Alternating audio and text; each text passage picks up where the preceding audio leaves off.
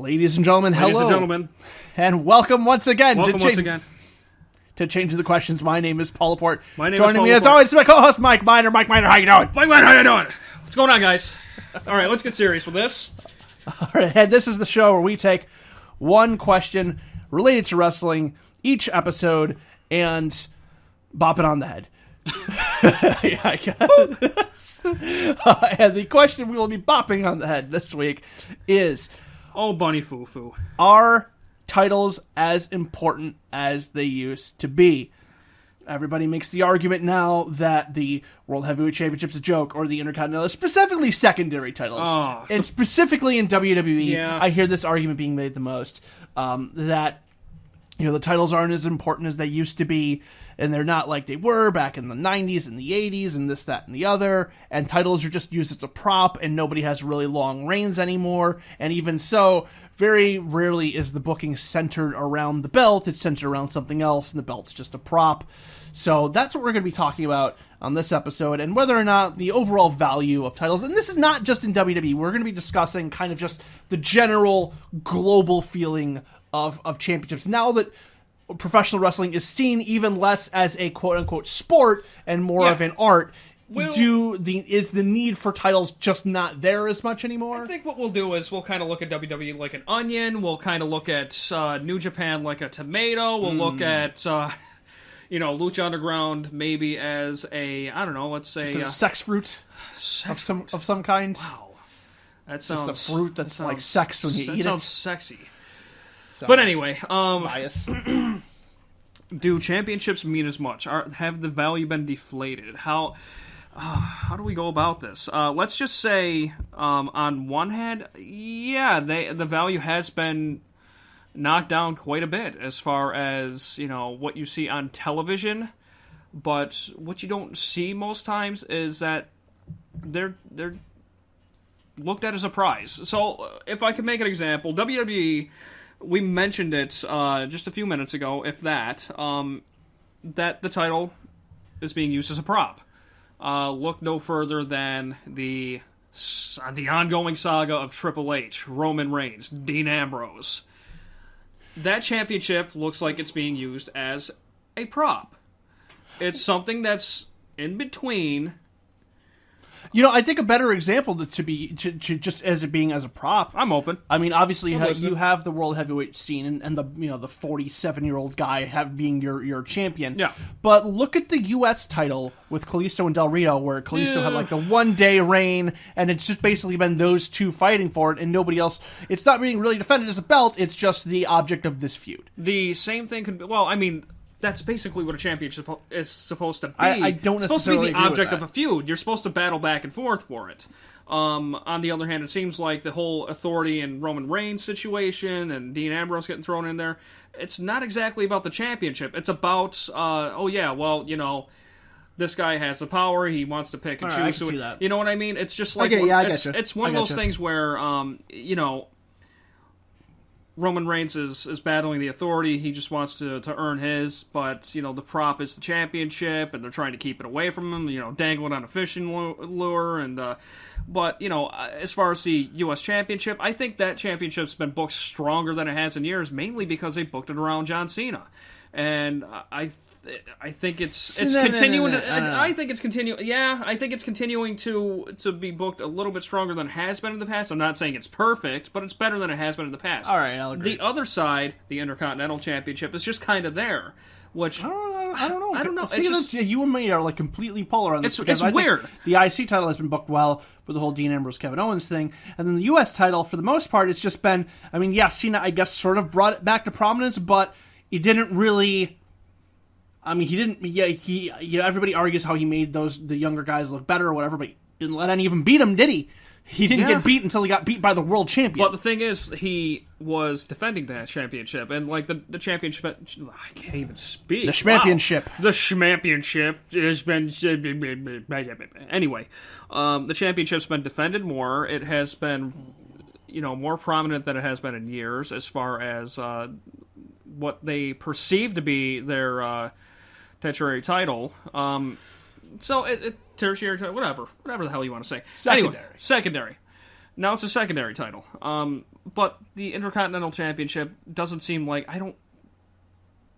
maybe it's just me. I just don't recall them booking it being defended nearly as much as the U.S. Championship has been over the last year. I don't know. I mean, you got that you had the high level exposure with John Cena. He gave it a rub, no doubt. But I mean, other than John Cena defending it every week, I think it still worked. But do they make these championships to seem as important as they should be? No. It depends who it's on, I guess. But even then, it's, like I said, their main championship's been used as a prop. But if we can go another route and say, look at New Japan. Look at their Intercontinental Championship. Booked very strong. Very seriously. Workhorse title. What the one over here should have been. The WWE Intercontinental Championship. That was a workhorse title years ago. I think it still is, though. You think it still is? Yeah, I mean, because look at your past IC champions. You have Kevin Owens. I will say that you're Dean right. Ambrose. I will give you that. But the problem is, they're not pushing these guys like they should, I guess. So it's up to them who they want to push or whatever, but these guys can break through, and that's the thing, is I don't necessarily think that that's an issue with the title. I think that's an issue with what they're doing with the workers. I think... See, it's kind of one of those chicken and egg things that we always kind of get to. Yeah. I think the prestige of the title is simply lacking because the prestige of the people, the prestige of their mid card is lacking. I think if the prestige of the mid card was seen more seriously, and those people were booked in a more positive manner. Again, you mentioned New Japan. The reason that IC title is seen as so important in New Japan is because their mid card guys are booked as legit threats. They're booked as and like I said, they're really, the line between mid card and main event is very, very fuzzy in New Japan as opposed to WWE, where it is a solid brick wall with barbed wire surrounding it. I think the fact of the matter is that the titles themselves, I don't think the issue is necessarily with the belt, and I think, honestly, in recent years, WWE has done a much better job of bringing importance to those belts, but it's just a simple fact of the matter that the people who are fighting for them are not being booked as positively, and I think the problem is there. I can get behind that. And you know what? You're right. I can say that, and the reason I'm saying it is because, well, look at the match that took place recently, the Fatal 5-Way match, where Dean Ambrose lost the championship. And who was in it? It was Kevin Owens, Tyler Breeze was in it. Yeah, Kevin Owens, Tyler Breeze, Dolph. God, I can't even recall. See, this is the problem. If I can't recall, then how freaking important is this championship if I can't recall who was in this match? Maybe it's just me. Maybe I'm the crusty old man. I understand what you're saying. But, I get but, it. As much as I love Tyler Breeze, and I think that guy should be featured prominently, despite, people saying, oh, he's got a goofy shtick. No, he makes it work. And that's what you need in a company like this. You need people to do something with a shtick like that and make it work.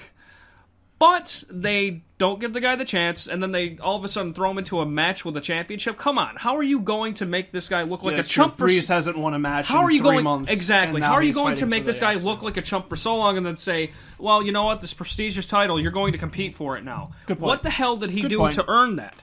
And like I said, I love Tyler Breeze, but they book him like a chump, and it sucks. So the counterpoint I would make here to that is that, generally in the past, when secondary titles were seen as stronger, the secondary, that secondary division was seen as kind of a platform to move people up and through I just to had get them thought, to the main I'll get event. to it. Okay, let me finish my thought. Yeah. But these days, it's almost seen as a completely separate division, because take a look at their golden goose right now, Roman Reigns. Roman Reigns has not held any secondary titles beyond the tag team championship. He didn't hold the IC title. He didn't hold the US title. He's not gone through that mid card because they saw him as too important for that section. And like I said, I don't think the belts is the problem. I think it's just they saw him as too important for that part of the show. Yeah. That they're like, no, we're going to throw you right into the main event. And again, we're basically just kind of saying the same thing in different ways here, but I just don't think the issue is on the belt. I think that kind of started with Hulk Hogan and a guy like The Undertaker, but in those days it was more rare. I think, if anything... True, those are good names, though. I didn't even think of that. And it started with those names, and then, but it was a rare kind of thing back then. It's still rare. It's I still, mean, I but you maybe get a I guy just like don't. Brock Lesnar, and he came in guns a-blazing, and then he won the championship within probably 7 months of his debut in 2002. I want to say, yeah, he was there for about 2002. He came in guns blazing, and like they. I think it would have lent credibility to Roman Reigns to capture a secondary title, a secondary championship. But going back to Tyler Breeze, I mean, if you're going to stick a guy like him in a match like that, maybe give him the chance. Maybe have him squeak out with a win and then defend that championship. Make him look serious at that point. Here's the thing, though, and this is what leads to kind of my side of just the people in the division of the problem not the belt, is that you put the Intercontinental title on Tyler Breeze, he's still Tyler Breeze. He's still Tyler Breeze. You put the Intercontinental belt on Wade Barrett, and then he loses every non-title match for 6 months. It's the way that they're booking the division and not necessarily the belt. You know, I think if they just book the division better, where these mid-level guys were seen as actual competent talent and not just feeders for the main event, then that belt would by proxy be more important. And that's the point I was trying to get to, is if you're going to throw a guy like Tyler Breeze into a match like that, and you're going to say, well, he's good enough to be in this match, and maybe even have him squeak out with a win, like I said. If you're going to do that, don't make him look like a chump at that point.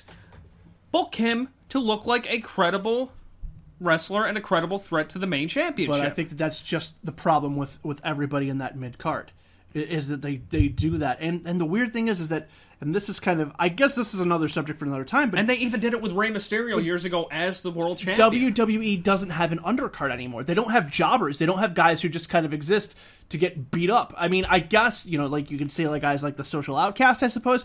But the thing is that those guys even those guys a little bit more. are vying for that title. There's really nobody at the bottom rung that is just there to get, like, for Tyler Breeze to, basically a carpenter to beat up. Yeah, like a jobber. They don't do enhancement talent anymore, so there's nobody like Tyler Breeze could just show up and kick the ass up and make you think, oh, okay, when Tyler Breeze loses, his other matches to important people, at least he can beat these guys, so that gives you kind of a sense of where he is in the card. No, it's just Tyler Breeze losing for 3 straight months, and now all of a sudden he's fighting for this title. Yeah.